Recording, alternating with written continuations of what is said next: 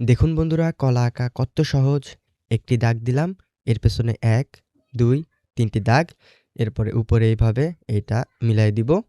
এরপরে নিচে এখান থেকে একটা, এই ২টা এবং এখান থেকে এইভাবে করে ৩টা দাগ দিব।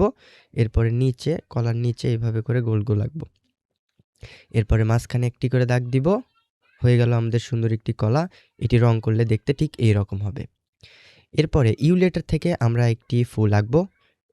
এর জন্য এভাবে ৩টি দাগ দিব। এরপরে নিচে এভাবে ২টি দাগ এবং এখানে পাতা দিব।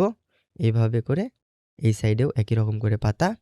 পাতা দেওয়ার পরে এখানে রং করব আর নিচে পাতা এবং ডালে সবুজ রং করব। দেখুন বন্ধুরা, সুন্দর একটি ফুল হয়ে গেল। আরেকভাবেও কলা আঁকা যায়। এভাবে একটি দাগ দিয়ে এটা ডাবল করে দিব। এরপরে এরকম করে, এরকম করে, এভাবে করে এগুলা মিলাই দিব এবং নিচে গোল, গোল আঁকবো। এরপরে নিচেও কিছু এভাবে করে কলা আঁকবো। কলাতে হলুদ রং করলাম আমরা এবং এই সামনে এখানে সবুজ রং করব। তাহলে আমাদের কলা আঁকা কমপ্লিট।